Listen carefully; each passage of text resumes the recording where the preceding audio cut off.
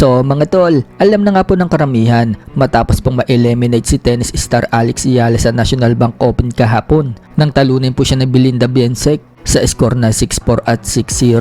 Sa Cincinnati Open na po ang sunod na laban ni Alex Yala. So magandang balita po para sa ating pambato dahil pumasok po si Alex Yala sa 2026 Cincinnati Open sa number 17 seed.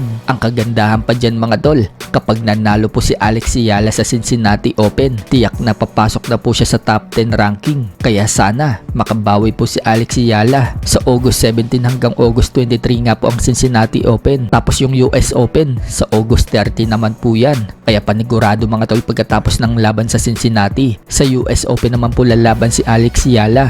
Kaya suportahan po natin ang ating tennis star. Sa kabilang banda naman mga tol, matatandaan na naibalita po natin yung paghaharap ni Boy Tato at Limuel de Barbo, kung saan muntik na pong sapakin ni Boy Tato itong si Limuel de Barbo sa kanilang naging face off. So may karugtong pala yung video na yan mga tol. Sa ibang kuha po kasi, tinampal pala ni De Barbo itong si Boy Tato. Sampal pa lang, bagsak na po agad itong si Boy Tato. Agad namang tumayo si Boy Tato at tinulak itong si De Barbo gamit ang kanyang balikat. Sinakal naman po siya ni De Barbo. Sabay hawi ni Boy Tato ng kamay ni De Barbo at kwinelyuhan niya ito. Sumisigaw nga po yung mga tao sa paligid na face off lang daw yan.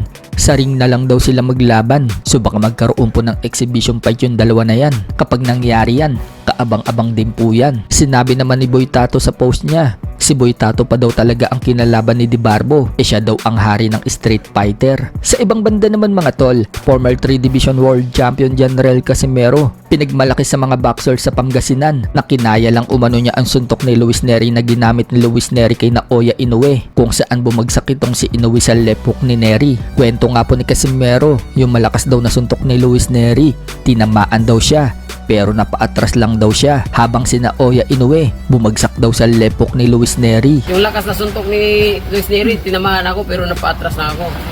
Pero sa kanya, bagsak siya. Binigyang diin din ni Casimero mga tol na may chance pa rin daw sila maglaban ni Naoya Inoue, pero sa ngayon takot daw itong si Inoue. Lahat daw kasi ng kinalaban niya pinatulog niya, at yung nagpabagsak daw kay Inoue na si Nery, pinabagsak lang daw niya ng 6 na beses. Wala pa nga daw galos niyan si Nery, pero noong makalaban daw ni Inoue itong si Nery, bugbog na daw si Nery bago daw niya ito tapusin. Sa ibang balita naman mga tol, nare-upload po ng Ring Magazine ang sparring ni Teofimo Lopez at Rolly Romero. Sa ibang balita naman mga tol, nare-upload po ng Ring Magazine ang sparring dati ni Teofimo Lopez at Rolly Romero. Bugbog sarado pala itong si Romero kay Lopez. So hindi kaya ganyan din ang gawin ni Lopez kay Romero sa laban nila ngayong August 22? Ano sa tingin nyo mga tol?